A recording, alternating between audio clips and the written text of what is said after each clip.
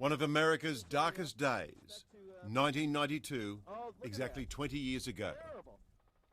The event that stirred all this anger happened earlier in the day in a Los Angeles courtroom. Not guilty. That not guilty verdict meant the acquittal of 4 white Los Angeles police officers, despite the fact all the proof was there on video. Those police brutally beating a motorist they pulled over by the name of Rodney King. The explosion of fury from LA's black community was instantaneous.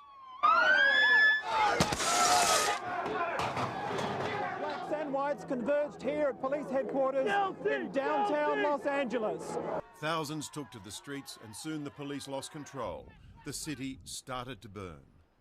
Shop owners armed themselves to protect their businesses. Up there that night, ironically, wearing a peace sign on his shirt, was Mark Craig. What was going through my mind at the time was just pain and hurt and basically the willingness to die that night for the cause.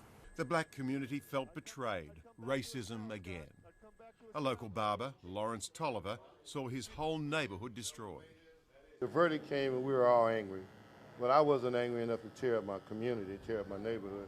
The neighborhood around us all was burning, but there was one thing that stopped the rioters from burning down Lawrence Tolliver's shop, and that was this sign, black owned, still here after 20 years. They saw this, they didn't want to hurt one of their own, and they moved on.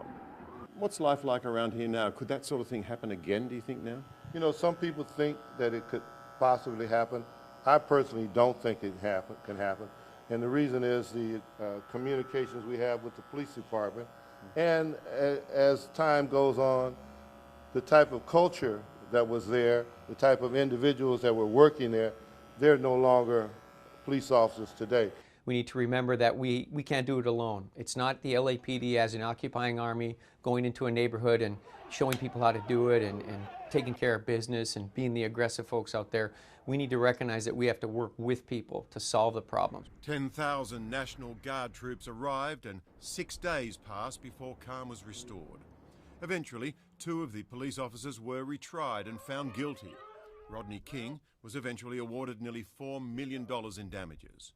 Over the years, he's been rearrested. He's often run into trouble and has struggled with alcohol dependence. The thing is, I've learned just how to forgive so I can be able to move on.